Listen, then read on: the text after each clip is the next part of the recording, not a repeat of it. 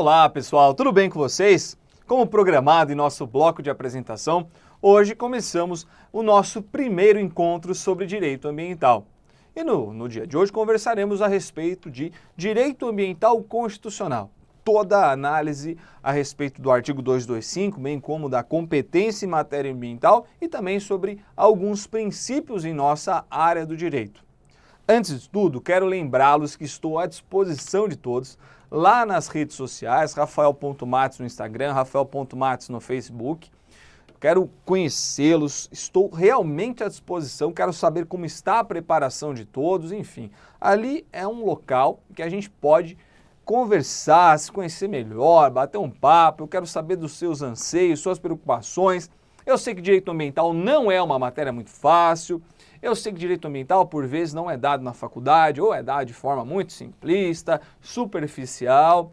Então talvez hoje esse seja o seu primeiro contato com a nossa matéria. Então preciso saber dessas informações, o que eu posso trazer para você nas próximas aulas, por exemplo, o que eu posso trazer de informações nos próximos encontros. Quero pautar também o nosso calendário com seus anseios e vontades. Joia? Quero deixar isso em aberto para que a gente possa fazer o melhor curso para a sua preparação. E conversando sobre preparação, vamos de já abrir no caderninho de vocês o tópico Direito Ambiental Constitucional. Será o nosso primeiro tópico, será o tema da nossa aula de hoje. Como que está estruturado o meio ambiente na Constituição Federal de 88? Está estruturado nos seguintes artigos. Ixi, foi um F a mais aqui, né? Constituição Federal da República, Constituição Brasileira da República Federativa, né? Foi um F a mais. Está estruturado no artigo 225, que é a nossa regra matriz em direito ambiental. Está estruturado também em outros artigos, como o 22, o 24, o 26, o 21, o 23, o 25 e o 30. Todos esses artigos aqui trazem a competência em matéria ambiental. Então, a competência da União, dos estados, do Distrito Federal e dos municípios em relação à proteção ambiental ou mesmo em relação à criação de leis em matéria ambiental. Esses artigos, o 22, 24, 26, 21, 23, 25, 30, estruturam essas regras de competência e também serão objeto de análise da nossa aula de hoje ou das nossas próximas aulas, dada a temática específica para um campo ou outro. Como que está estruturado o nosso artigo 225? Eu faço uma divisão, não é a divisão utilizada pela nossa doutrina, tá? Mas é uma divisão que facilita a percepção do que está estruturado em nosso artigo 225. Se vocês utilizarem, por exemplo, o manual do professor Paulo Sirvinskas, que eu indiquei no nosso bloco de apresentação, vocês perceberão que ele divide, assim como outros autores, divide esse artigo 225 em três partes. O caput, regra matriz, o parágrafo 1º, os deveres do poder público, e os parágrafos 2º em diante, os deveres da coletividade. Eu entendo que essa divisão ela é interessante, só que ela é uma divisão muito ampla, até porque foi incorporado agora, em 2017, há pouco tempo, né, o parágrafo 7º, de modo que precisamos pensar uma outra forma de divisão desse artigo, não mais cabendo aquela divisão estruturada até então. Na minha concepção e até para melhor percepção de vocês, compreensão para fins didáticos, gosto de dividir o artigo 225 em 5 partes. O caput, o parágrafo 1º, os parágrafos 2º e 3º, os parágrafos 4º e 5º e os parágrafos 6º e 7º.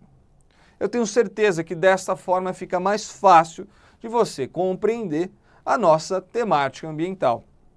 O caput, então, trará a regra matriz que será norteadora de todo o ordenamento jurídico ambiental. O caput indica que tanto o poder público quanto a coletividade têm deveres em relação à proteção e preservação do meio ambiente. Sendo assim, o parágrafo 1º dirá quais são os deveres específicos do poder público, os parágrafos 2º e 3º trarão alguns deveres da coletividade, os parágrafos 4º e 5º disciplinam alguns bens ambientais protegidos pela Constituição Federal enquanto que os parágrafos 6º e 7º trazem, né, regras especiais em matéria ambiental. Vamos direto à nossa regra matriz, ao caput do artigo 225. Todos têm direito ao meio ambiente ecologicamente equilibrado, bem de uso comum do povo e essencial à sadia qualidade de vida, impondo-se ao poder público e à coletividade o dever de defendê-lo e preservá-lo para as presentes e futuras gerações. Percebam que eu faço 4 marcações em negrito aí. Primeira delas, eu aponto quem tem direitos e quem tem deveres em relação ao meio ambiente. Direito e deveres. Ao mesmo tempo, aponto para vocês e dou destaque que o meio ambiente é bem de uso comum do povo. E, por fim, uma característica interessantíssima em relação à nossa temática, que é um direito para as presentes e futuras gerações. São 4, então, os elementos que precisamos levar em consideração logo, numa primeira leitura, numa leitura preliminar do caput do artigo 225, que todos têm direito ao meio ambiente ecologicamente equilibrado, que tanto o poder público quanto a coletividade têm deveres em relação ao meio ambiente, que esse direito ele é intergeracional, é para as presentes e futuras gerações, e que o bem ambiental ele é de uso comum do povo, inaugurando uma outra categoria de bens que não aquela dicotomia, né, público e privado. Estamos falando aí de um bem difuso, um bem pertencente a toda uma coletividade difícil ou de impossível quantificação. É uma coletividade gigantesca de pessoas que têm direito ao meio ambiente ecologicamente equilibrado. Rafa, mas essa coletividade gigantesca tem um número certo? Não, por isso que é um bem difuso, não dá para quantificar quantas pessoas têm direito a este bem que está estipulado aí no artigo 225 da Constituição Federal. Agora, uma discussão importantíssima que vem cada vez mais sendo tratadas nos nossos certames públicos diz respeito à expressão todos, né, ao pronome todos. Ela se refere a quem? Quem será que tem direito ao meio ambiente ecologicamente equilibrado? Bom, vamos fazer a análise a partir do STF, depois uma análise a partir da doutrina, voltaremos ao STF e concluiremos o nosso raciocínio. De pronto, quero mostrar para vocês que em 2017, a ministra Rosa Weber, na ação direta de inconstitucionalidade 4066, um caso proveniente do Estado do Distrito Federal, aponta que o pronome todos indica que o direito ambiental, da forma como estruturado em nossa regra matriz, é uma cláusula constitucional que prevê um direito fundamental. Trata-se de um direito fundamental. Agora, um direito fundamental pertencente a quem? Pertencente aos seres humanos apenas? Um direito fundamental pertencente a todos os animais? A flora? Quem tem direito ao meio ambiente ecologicamente equilibrado? A discussão é boa. Rosa Weber conclui em seu raciocínio apontando que estamos diante de uma visão antropocêntrica do direito, uma visão que leva em consideração a dignidade da pessoa humana. O que quer dizer antropocentrismo? Na visão de Celso Pacheco Fiorilo, esta é a concepção fundamental do artigo 225, do caput do artigo 225. Quando ele aponta que todos têm direito ao meio ambiente ecologicamente equilibrado, esse todos, este pronome, se refere apenas aos seres humanos. Então, para Celso Antônio Pacheco Fiorilo, o pronome todos inaugura uma concepção antropocêntrica do direito ambiental, ou seja, os seres humanos no centro das relações, no centro das preocupações ambientais. Esta é uma primeira concepção trazida por Celso Pacheco Fiorilo. Além disso, no entender do professor, que é um dos mais importantes na matéria ambiental, a leitura do 225 nos aponta que há um bem difuso, um bem de uso comum do povo, essencial à sadia qualidade de vida, que a Carta Magna também determina que o poder público e a coletividade têm dever de defendê-lo, e que a defesa e preservação estão vinculadas não só às presentes, como também às futuras gerações. Então, a partir daí, a partir de uma visão antropocêntrica, é que o professor Celso Antônio Pacheco Fiorilo aponta essas 4 concepções fundamentais. Por que eu estou trazendo o entendimento de Celso Antônio Pacheco Fiorilo já neste primeiro momento? Porque a ministra Rosa Weber, para concluir que o caput do artigo 225 inaugura um direito fundamental, ela se embasa no parecer do professor Celso Fiorilo. Celso Fiorilo é um advogado muito respeitado na área do direito ambiental, mas que tem uma visão realmente focada no antropocentrismo, né, nos seres humanos, no centro das relações. Conclui a ministra Rosa Weber: ora, quando a Constituição de 88 aponta que a dignidade da pessoa humana é um vértice interpretativo, ou seja, é a base de interpretação de todo o sistema constitucional, a Constituição adota explicitamente uma visão que? Uma visão antropocêntrica, ou seja, os seres humanos no centro das relações, no centro das preocupações. Então, que o meio ambiente sirva aos seres humanos e não que os seres humanos sirvam ao meio ambiente. Então, nessa percepção, posso me utilizar dos animais para minha alimentação, nessa percepção posso me utilizar dos animais para práticas desportivas, como por exemplo um rodeio, uma vaquejada, nessa percepção, nessa leitura posso me utilizar do meio ambiente da forma como melhor me couber, porque eu, ser humano, estou no centro das relações. Só que esta análise é muito rasa, muito superficial. Nós não podemos parar por aí, até porque o STF, neste caso em específico, estava analisando o problema à saúde, né, causado por uma substância tóxica que veremos mais adiante, né, que é o amianto, e que para afastar a utilização deste elemento tóxico, se utilizou dessa interpretação antropocêntrica. Isso não quer dizer que o STF reconhece o antropocentrismo de forma ilimitada em todo o texto do artigo 225. Vamos fazer uma melhor análise a respeito do assunto. Com a evolução filosófica da matéria ambiental, e aqui quero fazer um parênteses, por favor, não desistam de mim. Eu sei que é um pouco mais teórico esse comecinho, mas vai ficar mais legal, prometo pra vocês, tá bom? Então não desistam de mim. Fala, putz, eu tô assistindo ambiental, tem que assistir questão filosófica, Rafa, pesado, hein?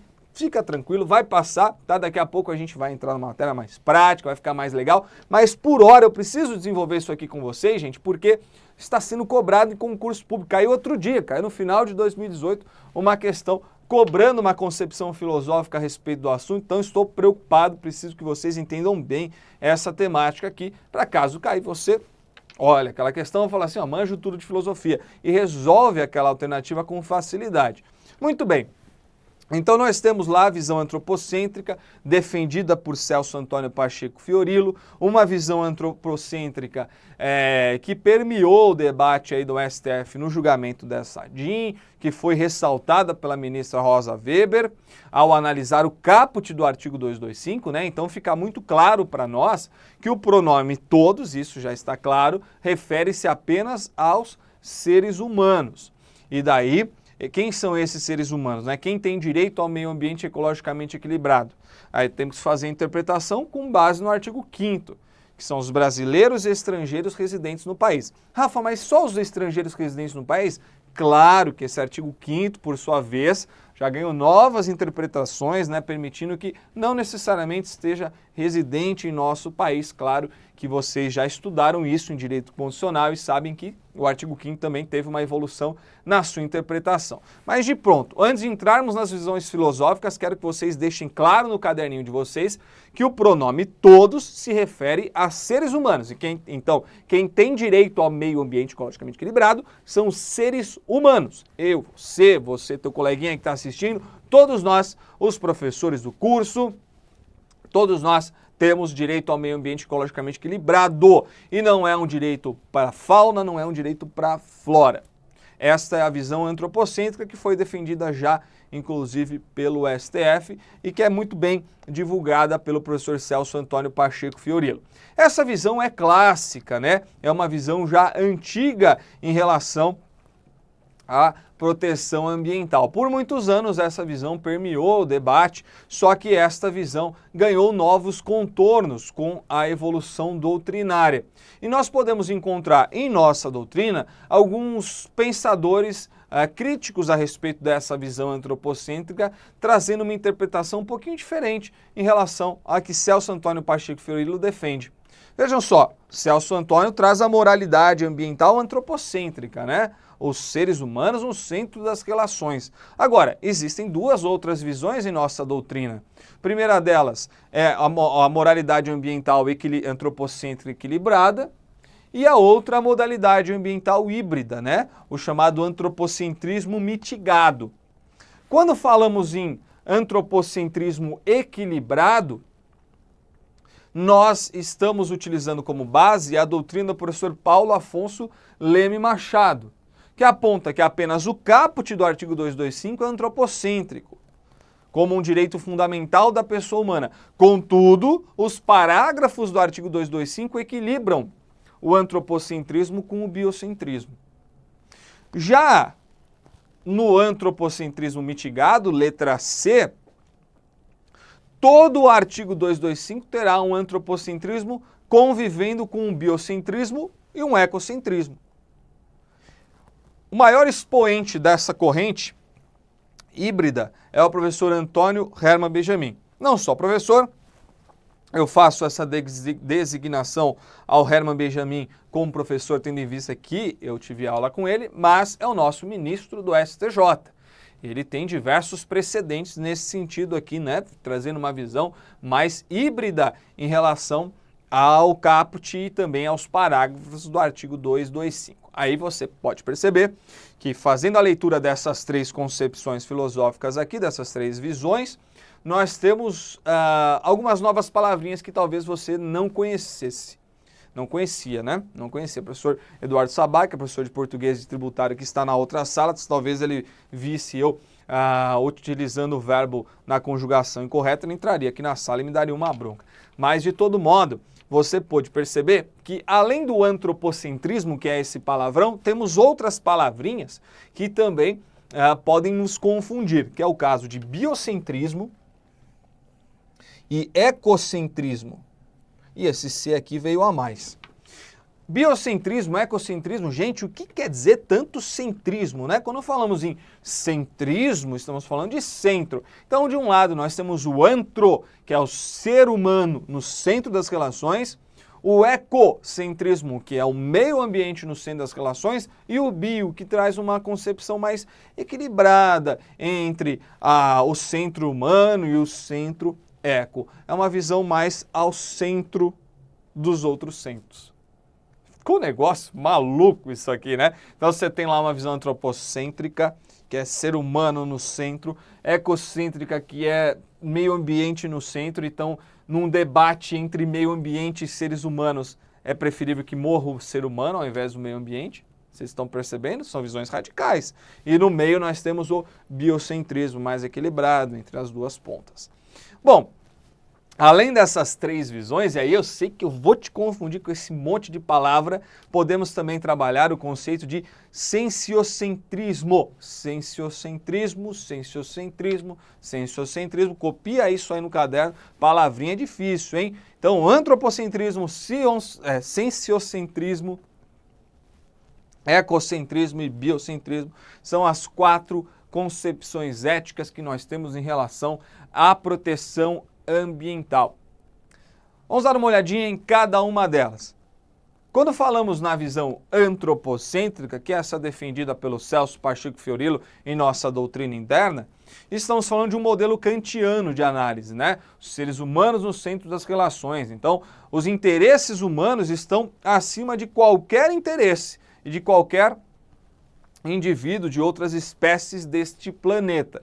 Então, seres humanos sempre no topo das preocupações. Então, a gente pode pensar aqui que o capitalismo pode se desenvolver a ponto de impactar negativamente o meio ambiente. Trata-se de uma visão bem relacionada ao desenvolvimento social. No que tange ao sensiocentrismo, cara, que palavra difícil, sensiocentrismo, o grande expoente é um filósofo australiano, Peter Singer. Este cara, ele entende que todos nós, seres humanos, e todos os outros animais, né, ou qualquer outra espécie natural, sente dor. Então, quem sente dor, sejamos nós, seres humanos, seja a fauna, a flora, é sujeito do direito, será sujeito do direito ambiental. Sentiu dor, deve garantir a essa pessoa ou a este bem, ou essa espécie, né, melhor dizendo, deve-se garantir a ela uma proteção jurídica. Então, na visão do sensiocentrismo, a preocupação está em quem sente dor. E daí, na visão de Peter Singer, se a dor humana merece consideração pelo efeito devastador que tem sobre a existência de quem a sente, o mesmo merece a dor de qualquer animal. A terceira visão, Aldo Leopold, já desde 1949, traz uma percepção ecocêntrica, e é uma percepção muito radical, né? Trata-se de uma percepção que aponta que o meio ambiente, os recursos naturais e os recursos animais devem ter preferência sobre qualquer outro ser. O problema é que ele não resolve o embate, né? Se nós estivermos diante de uma situação em que você precise matar um indivíduo humano ou matar uma espécie animal, como se resolver essa situação, né? Aldo Leopold não resolve esse dilema. E o que se conclui em relação ao ecocentrismo é que o animal teria preferência em relação a um ser humano. Com vistas a uma visão um pouco mais equilibrada, Paul Taylor, em seu livro de 1986, Paul Taylor já foi objeto de questionamento em concurso público para a magistratura, tá? Não para a delegacia, mas para a magistratura. Ele estruturou uma ética biocêntrica. E aí se leva em consideração o valor da vida de cada indivíduo. E daí não significa que um terá preferência sobre o outro. Tudo deverá ser analisado sob uma visão ética, não se pensando em interesses comerciais, estéticos, científicos, de qualquer natureza antropocêntrica, não se levando em consideração a visão extremada do ecocentrismo, mas sim um equilíbrio, né, entre os dois polos, aí, os dois pontos de divergência, buscando sempre uma solução ética para o conflito. Apresentadas a vocês, então, as 4 concepções éticas em relação ao meio ambiente: antropocentrismo, sensiocentrismo, ecocentrismo e biocentrismo. Você quer entender um pouco mais sobre esse assunto? Tá aqui, ó, referência. Deixei um link aí para vocês estudarem um pouquinho. Foi daí que eu trouxe esses enxertos para colocar na apostila de vocês. Muito bem. Feita essa análise da nossa doutrina, feita essa análise filosófica, partimos então ao que interessa, né? Partimos ao que o STF entende pela visão do artigo 225, pela visão ambiental do nosso ordenamento jurídico. Eu vou utilizar como base a ADIM 4983 do Ceará. Essa ADIM julgou a inconstitucionalidade de uma prática desportiva denominada vaquejada. E no entender do ministro Luiz Roberto Barroso, o artigo 225, em seu parágrafo 1º, inciso 7º, aponta uma matriz biocêntrica para o direito ambiental. Então ele reconhece que o caput é antropocêntrico, mas o parágrafo 1º traz uma visão biocêntrica.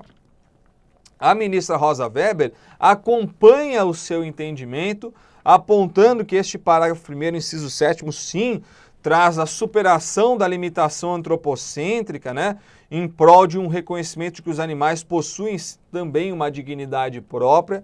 Então ela defende o biocentrismo em relação ao parágrafo 1º, inciso 7º.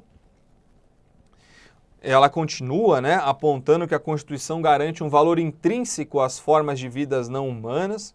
E o ministro Ricardo Lewandowski foi no mesmo sentido, fazendo uma interpretação biocêntrica do artigo 225 em geral, tá? O ministro Ricardo Lewandowski tem uma posição mais próxima ao biocentrismo do que os demais integrantes da nossa Corte Suprema. Muito bem, qual a conclusão que nós podemos tirar daqui? Podemos tirar que o STF hoje aponta a visão ética, a concepção ética da nossa Constituição Federal como uma concepção antropocêntrica equilibrada, ou seja, aquela defendida pelo Paulo Afonso Leme Machado. O caput do artigo 225 é antropocêntrico e os parágrafos trazem uma visão biocêntrica equilibrada com antropocentrismo. Essa é a visão hoje defendida pelo nosso Supremo Tribunal Federal. Então, concluam aí no caderninho de vocês, depois de toda essa digressão doutrinária, filosófica que fizemos, você pode concluir que hoje, na visão do STF, o direito ambiental parte de uma concepção antropocêntrica equilibrada, sendo que o caput, em harmonia com os parágrafos, defende uma visão antropocêntrica no primeiro momento e equilibrada com o biocentrismo num segundo momento. Fechado assim, amigos? Então, para concluir esse raciocínio, eu sei que esse primeiro bloco foi teórico demais, foi cansativo, mas prometo para vocês, se vocês voltarem para o próximo bloco, será um pouco mais prático, mais leve, mais tranquilo, e nós superaremos aí os demais parágrafos do artigo 225 com tranquilidade, facilidade, vocês conseguirão compreender o que o nosso direito ambiental tem reservado no artigo 225. Combinado? Então, muito bem, faremos um intervalinho agora, já já a gente volta continuando a estudar o nosso artigo 225. Começaremos a partir do parágrafo 1º, né, os deveres do poder público, e depois seguiremos em relação aos demais parágrafos. Um abraço, até já!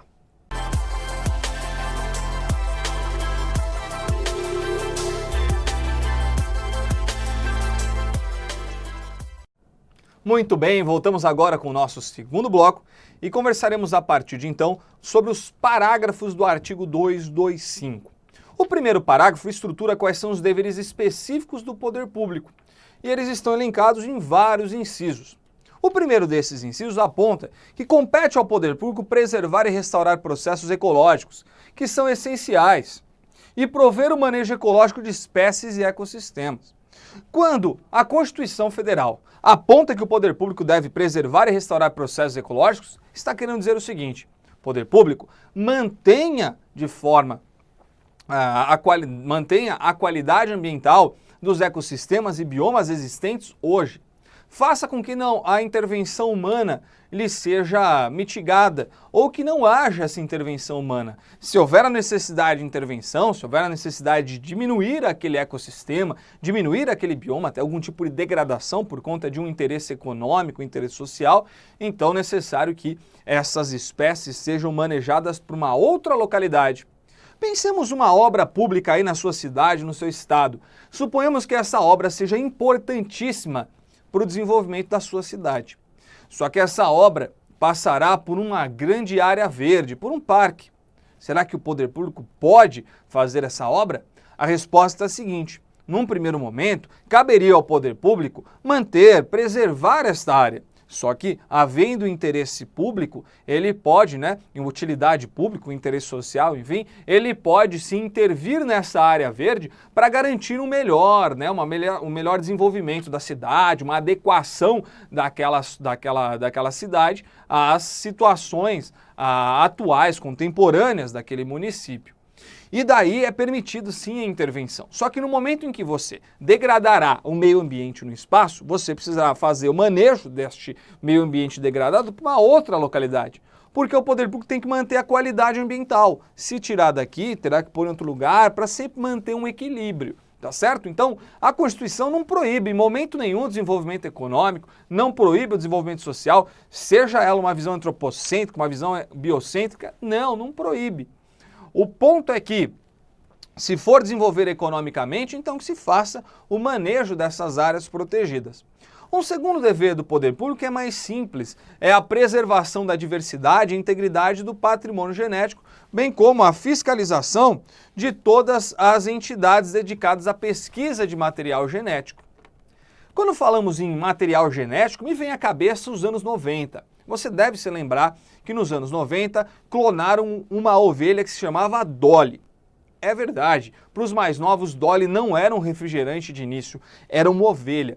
E ela foi clonada. Quando clonaram a ovelha Dolly, toda a mídia, a opinião pública ficou desesperada e transmitiu esse desespero para nós. Começaram a publicar notícias de que os cientistas estavam imitando Deus e, vejam só, poderiam clonar os seres humanos também. Eu morria de medo de andar por São Paulo e me deparar com outro Rafael vestido com a camisa do Palmeiras, por exemplo. Seria uma loucura para mim, já que sou corintiano. Imaginem só. E aí conheço um Rafael que, sei lá, é um cara ruim, um cara bravo, totalmente contrário de mim, um cara tranquilão. Seria uma loucura, nós tínhamos esse medo. O medo era tão forte, que Hollywood clonou um dos seus piores atores. Eu sei, ele é o nosso herói da Sessão das Tardes, mas ele não é um bom ator. Isso não faz dele um bom ator, que é o Arnold Schwarzenegger, né? O Schwarzenegger foi clonado em um filme chamado O Sexto Dia, lá na década de 90. Um filme horroroso, que fazia jus ao seu protagonista, né? Era um filme horroroso. Cada um que clonava do Schwarzenegger era pior que o principal, negócio horroroso. Aqui no Brasil nós não ficamos para trás, não. Estávamos com medo também e clonamos um ator ruim. Quem se lembra da novela O Clone? Clonamos Murilo Benício. Dr. Albieri fez lá as pesquisas de célula-tronco e desenvolveu um clone do Murilo Benício, que já tinha um irmão gêmeo, hein? Então eram 3 Murilos Benícios na novela, 3 apaixonados pela Jade. Não sei se você lembra dessa novela, mas o que eu quero dizer para você é que toda pesquisa realizada pelo Dr. Albieri ou qualquer outra pesquisa que venha a desenvolver atividades genéticas serão sempre fiscalizadas pelo poder público. Então esse é o dever do Albieri, como eu gosto de chamar. Terceiro dever do poder público diz respeito à definição em toda a federação de espaços territoriais e seus componentes, sendo a alteração e a supressão permitida apenas por meio de lei e vedada qualquer utilização que comprometa a integridade dos atributos que justifiquem a sua proteção. O que estamos falando aqui? Qual é este dever? Se você sair aí na sua casa, tenho certeza que você se deparará com algum parque, seja ele municipal, estadual. Todos nós temos um parque perto de casa, né? Um refúgio de área verde para sumir dessa selva de pedras que nos rodeia durante os nossos dias. Esses parques são chamados de unidades de conservação e nós estudaremos todas essas unidades ao estudarmos a Lei 9985 de 2000. Eu não me recordo agora, mas eu acho que se trata de uma matéria, não da nossa próxima aula, mas da terceira aula, tá? Se não for na próxima, é na terceira, por aí vai. Conversaremos sobre ela nas 2 próximas aulas. Preciso ver aqui o nosso cronograma que eu apresentei no nosso bloco de apresentação do curso. Estes espaços territoriais devem ser preservados, definidos pelo poder público. E mais, diz a Constituição Federal, não se pode suprimir, não se pode extinguir estes parques, reduzir esses parques, essas unidades de conservação, e eu estou falando parque agora, porque a gente não estudou a lei ainda, tá? Depois eu vou usar outra terminologia e tal, mas por hora vamos chamar de parque. Não se pode suprimir, reduzir estes parques, esses espaços territoriais protegidos, por meio de outro instrumento normativo que não seja a lei. Somente a lei pode permitir a alteração, a supressão de uma unidade de conservação desse espaço territorial. Há aqui uma verdadeira reserva de lei.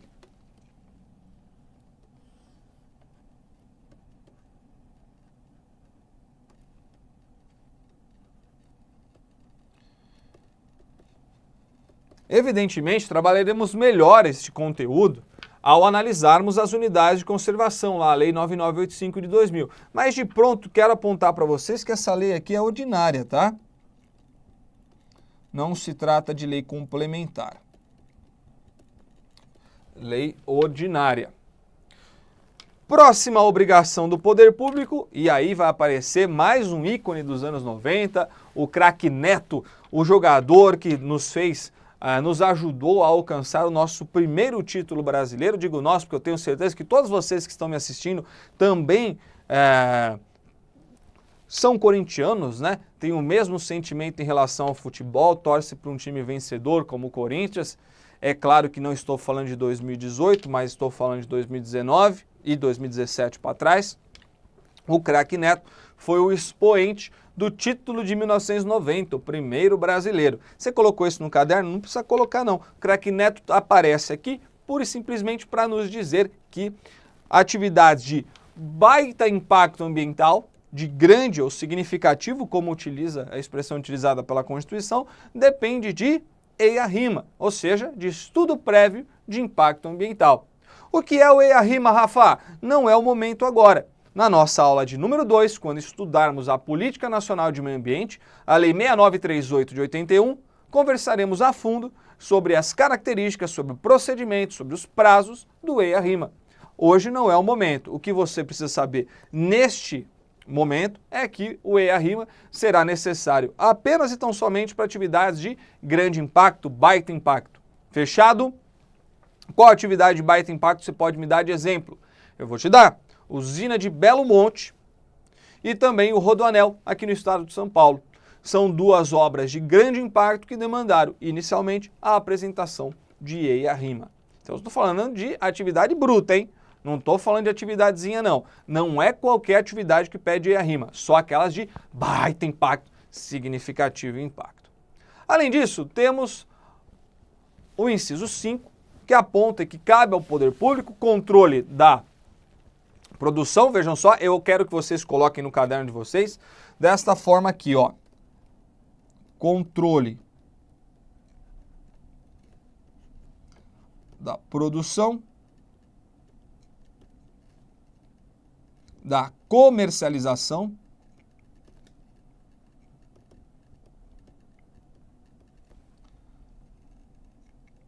e do emprego.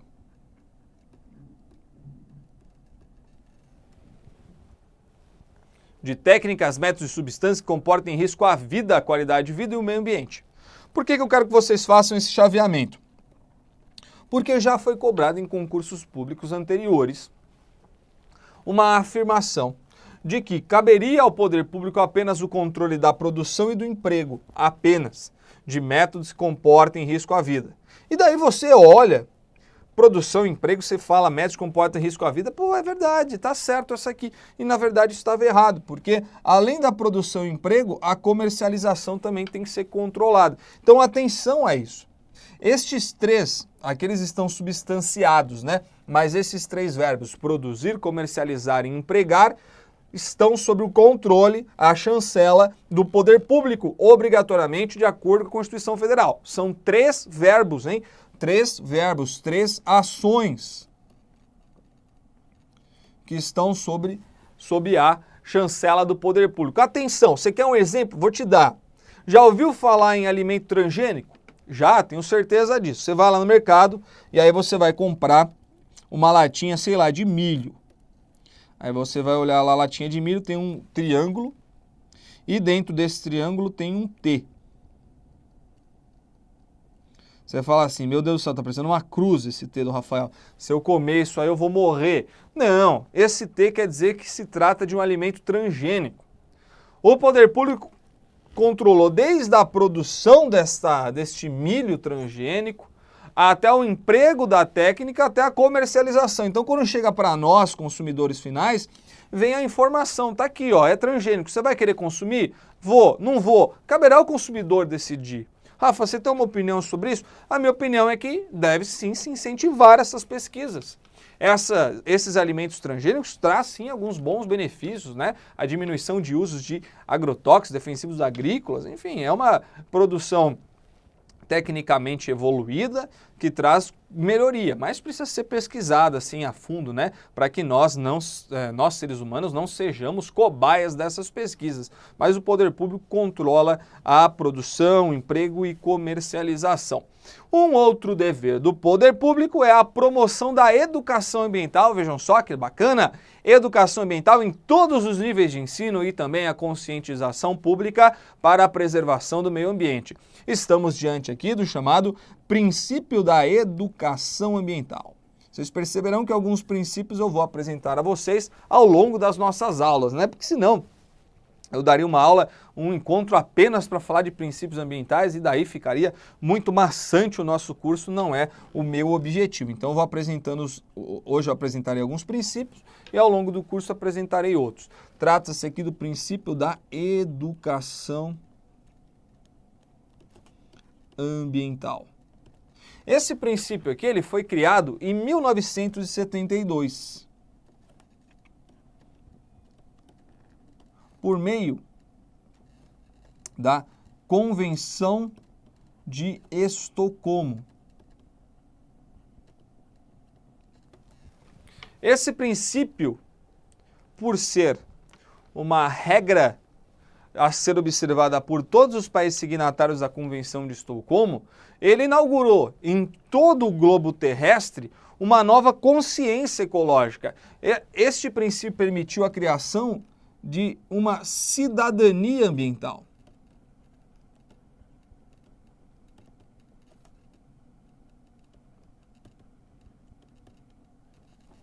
Somente por meio de um princípio como esse é que é possível a evolução do nosso direito ambiental, que é possível a evolução na percepção, que é possível vermos novos exemplos de conduta que nós não tínhamos há alguns anos. Quer que eu te dê um exemplo? Vamos lá. Essa garrafinha aqui, por exemplo, ó, que eu estou tomando água. Inclusive já aproveitei, tomei um golinho aqui porque o tempo está super seco aqui em São Paulo. Vocês sabem como é São Paulo, né? Poluição, negócio complicado. Essa garrafinha aqui, há alguns anos, quando nós não tínhamos a lei de resíduos sólidos, o que a gente fazia com essa garrafinha? Jogava no lixo de saco preto lá, né, no lixo comum, no meio de comida, de material orgânico, e isso aqui ia para a destinação final, né? Acaba indo para um aterro sanitário ou mesmo, no passado, ia para os lixões. Eu sei que ainda existe lixão no Brasil, já está proibido, mas ainda existe. Hoje em dia, você tem uma preocupação com esse cara aqui. Você olha para ele e fala assim, olha, eu não vou te jogar fora de qualquer jeito. Eu vou pensar um jeito de você ser reutilizado. Nós temos essa preocupação com esse carinha aqui, ó. E por que a gente tem essa preocupação? Porque um dia, lá na escola, lá no ensino básico, no ensino médio, na faculdade, nós nos deparamos com muitas informações sobre educação ambiental. Nós somos bombardeados por isso pela mídia, somos bombardeados por isso nas propagandas, no marketing, de modo que criou uma consciência na gente aqui. Quando nós éramos mais novos, vocês vão se recordar disso, lá na década de 90, eu sou saudosista. Lá na década de 90 era muito comum alguém jogar lixo do carro, da janela do carro. Percebam como hoje isso diminuiu. Eu vim da minha casa para cá hoje, fiquei reparando. E eu pego uma das avenidas mais cheias de São Paulo, porque eu venho da Zona Leste de São Paulo, pego a chamada Radial. Quem vier para cá já deve ter ouvido falar da Radial Leste, é um horror, é um trânsito do cão. Eu peguei essa avenida hoje, me deparei com milhares de carros e não vi ninguém jogar um papelzinho para fora. Isso quer dizer que ninguém mais polui o meio ambiente? Claro que sim, tem muita gente que ainda faz isso, mas quer dizer que nós temos uma evolução em relação ao que nós tínhamos na década de 90. No passado, se eu fizesse esse mesmo caminho, tenho certeza que eu me depararia com dezenas ou até centenas de pessoas jogando lixo para fora da sua janelinha. Faça esse exercício você também, você vai perceber como as coisas mudaram. Não estou querendo dizer que está perfeito, estou querendo dizer que as coisas melhoraram e foi possível por conta dessa sementinha plantada lá em 72 que hoje surte efeitos aqui. Vou te dar um outro exemplo, por favor, não entendam como uma propaganda, tá? Não se trata de meu cliente, se trata apenas de um case de sucesso que a gente discute em nível de pós-graduação, e depois quero falar de pós com vocês também, tem uma ótima novidade. Se trata de um case muito bacana, eu como consumidor dessa empresa, sou um entusiasta das suas práticas, gosto muito. Se trata da Nespresso, já devem ter ouvido falar, não sei se você compra, se não compra já ouviu falar. Eles fazem aquelas cápsulas de café. Quando você vai na Nespresso comprar a cápsula de café, eles te fazem um cadastro, você só compra mediante cadastro, porque eles sabem o quanto de cápsula está saindo e entrando para você. E depois cabe a você pegar essas cápsulas usadas, colocar num saquinho que eles mesmos te dão,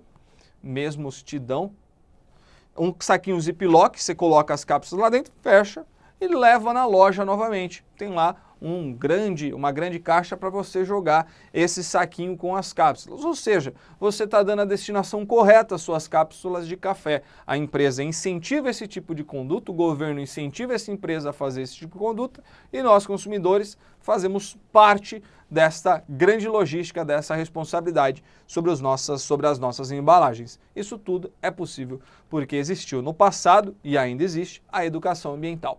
E o último dever que está atrelado ao poder público é proteger fauna e flora, vedadas, na forma da lei, as práticas que coloquem em risco sua função ecológica, provoquem a extinção de espécies ou submetam animais à crueldade. Eu quero que vocês percebam que a única vez que a Constituição Federal proibiu alguma coisa em matéria ambiental foi nesse inciso aqui, ó, no inciso 7º. A única vez que ela proibiu. Ela utiliza a expressão vedadas. Quando ela utiliza a expressão, ela está proibindo. Então nós podemos constatar de pronto que o artigo 225 não tem uma visão proibitiva sobre o meio ambiente, sobre o direito ambiental. Não existe essa visão proibitiva. O nosso direito ambiental, ele tem uma visão equilibrada entre o desenvolvimento econômico, social, mas não proibitiva. A única questão que é proibido em nosso ordenamento ambiental é utilizar a fauna e flora de modo a colocar em risco sua função ecológica, provocar a extinção de uma espécie ou colocar animal em situação de crueldade. Só isso é proibido, hein, gente? Muita atenção, porque normalmente vem algumas afirmações no concurso público, você está meio despreparado em direito ambiental, você acha que tudo é proibido em direito ambiental, e não é por aí. O direito ambiental é equilíbrio. É permissibilidade com equilíbrio. Permissibilidade de desenvolvimento econômico, permissibilidade de desenvolvimento social, mas com equilíbrio à proteção ambiental. Não é um desenvolvimento desenfreado, poluente, não. Degradador, não. É um desenvolvimento equilibrado. A única questão proibida em nosso ordenamento ambiental é esta aqui, ó, apontada nesse inciso 7º. Esse inciso 7º, ele é importante porque ele que caracteriza aquela visão equilibrada, do antropocentrismo equilibrado previsto em nos nossos julgados lá do STF. Aqui, tanto o ministro Luiz Barroso, quanto a ministra Rosa Weber, quanto o ministro Ricardo Lewandowski apontaram este inciso aqui como exemplo de biocentrismo em nosso artigo 225. Este artigo aqui também, ele ganhou novos contornos após esse julgamento do STF.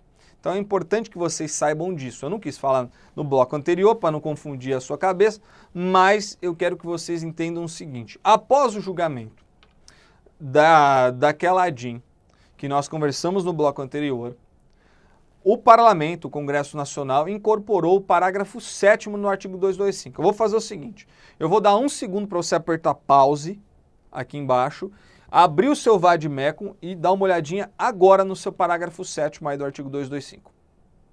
Fez? Muito bem. Já já nós falaremos sobre ele, mas o que eu quero que vocês percebam, ele traz uma exceção a essa regra aqui, a essa proibição. Então, esse caráter biocêntrico que estava tão evidenciado para o Barroso, para a Rosa Weber, para o Ricardo Lewandowski e para a maioria do plenário do STF, já não é tão mais evidenciado assim não, porque o parágrafo 7º relativiza essa regra aqui, tá bom? Então hoje eu não posso afirmar isso porque o STF ainda não fez essa análise, mas hoje, na minha percepção pessoal, como jurista da área ambiental, como um aplicador do direito na área ambiental, na minha percepção, nós voltamos a um antropocentrismo total no artigo 225. Veremos como essa questão será pautada pelo STF, como será trabalhada nos votos futuros, né? Evidentemente haverá discussões nesse sentido, mas o que nós temos hoje STF apontando uma visão equilibrada do antropocentrismo, tendo em vista os parágrafos, mas a inclusão do parágrafo 7º causou aí um conflito nesse entendimento. E parece que seguiremos aí um antropocentrismo total. Não sei, tá bom? Não sei te falar. Mas de cara esse inciso 7º vocês conseguiram perceber que ele é importante, né? Ele traz a única proibição prevista em nossa Constituição Federal, no artigo 225, em matéria ambiental, traz um debate interessantíssimo sobre biocentrismo e antropocentrismo e mais, ganhou novos contornos com o parágrafo 7º. Já eu converso um pouquinho melhor sobre o parágrafo 7º com vocês, porque não é o momento agora, mas eu quero que vocês se recordem no futuro, quando discutirmos o parágrafo 7º, que colocar animais em situação de crueldade é proibido em nosso ordenamento jurídico. Continuando, temos os parágrafos 2º e 3º que, ao invés de trazerem deveres do poder público apenas, trazem deveres para toda a coletividade. E quando eu falo de coletividade, estou falando de nós, pessoas físicas, das pessoas jurídicas de direito privado, né, as empresas, e também estou falando do poder público, viu? Porque o poder público, às vezes, ele age como fiscal. E às vezes ele age como coletividade. Às vezes ele quer exercer uma atividade econômica e acaba agindo como coletividade, como um poluidor. E como tal, responde também por esses dois deveres que estão aqui previstos. Ô Rafa, esses são os únicos deveres que a coletividade tem? Evidentemente não, tá? Temos outros deveres espalhados ao longo das nossas demais normas ambientais, mas esses aqui são dois deveres previstos no texto constitucional. Primeiro desses deveres é que aquele que explorar recursos minerais fica obrigado a recuperar o meio ambiente degradado de acordo com solução técnica exigida pelo órgão competente na forma da lei. Percebam, a exploração de recursos minerais no Brasil é permitida. É permitida. Pô, quer uma atividade econômica mais poluente do que recurso mineral? Olha, os exemplos são raríssimos. E mesmo esta aqui é permitida, tá? É permitida, não há proibição, amigos. Percebam como a visão ambiental aqui ela é equilibrada. Você quer exercer essa atividade econômica? Você pode. Mas se você exercer, vai ter que recuperar o meio ambiente. Não vai abandonar a serra pelada lá não, hein? Não vai abandonar a serra toda degradada, não. Você terá que recuperar. Ao mesmo tempo, aquele que causa poluição, ou seja, aquele que causa algum impacto ambiental, responde. Seja ele pessoa física, seja ele pessoa jurídica, e responde pelo quê? Responde por crime, responde por infração administrativa e responde pelo dever de reparação. Este parágrafo 3º aqui do artigo 225, ele disciplina o chamado princípio... Opa, por que apagou, hein? Deixa eu mudar a cor. Princípio da responsabilidade,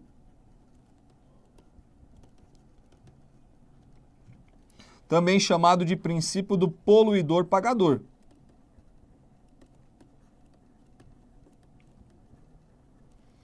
Quem polui responde em 3 esferas. Nas esferas civil, penal e administrativa.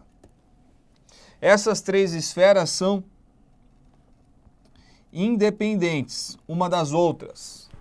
Esse caráter independente foi reforçado no final do ano de 2018 pelo STJ, tá? Ele é reforçado sempre nas sessões.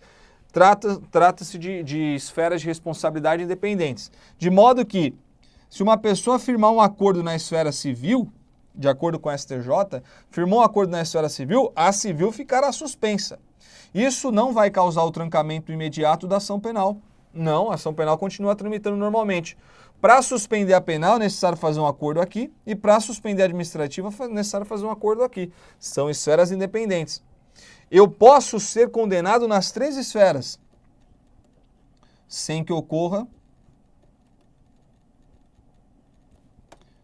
bis in idem. Não há bis in idem em matéria ambiental, hein, gente? Eu posso ser condenado na civil, penal e administrativa. Posso. não tem bis in idem. O único bis in idem que pode acontecer, evidentemente, né, que é proibido em nosso ordenamento jurídico, é você ser condenado por 2 penas no direito penal, por 2 infrações no direito administrativo. Aí é bis in idem. Você não pode responder pela mesma conduta por 2 crimes, né? Por 2 multas. Não, aí seria um bis in idem. Agora, responder nas 3 esferas, ser condenado nas 3 esferas, isso não induz ao bis in idem, tá certo? Cada esfera é independente, cada esfera pode gerar responsabilidade do infrator. Esse infrator pode ser tanto pessoa física quanto pessoa jurídica. Uma vez um concurso público questionou o seguinte: determinada pessoa recebeu, por um mesmo fato, recebeu uma multa do órgão licenciador estadual e recebeu uma multa do órgão fiscalizador federal. Quem tinha licenciado a atividade econômica era o órgão estadual, só que o federal foi lá e também aplicou uma multa. Então, pelo mesmo fato, ele tinha que responder por uma multa estadual e uma multa federal. Está errado, não pode, é bis in idem. Neste caso, porque dentro de uma mesma esfera de responsabilidade, ele recebeu 2 penalidades, não pode. Agora, ele ser condenado pela mesma conduta na esfera administrativa, na esfera penal e na esfera civil ao mesmo tempo, aí não tem bis in idem, porque são esferas independentes. Deu para entender isso aqui? Muito bem, então. Se ficou claro, terminamos aqui os deveres da coletividade e faremos um intervalo. Já já voltaremos com os bens protegidos pela Constituição Federal. Até lá.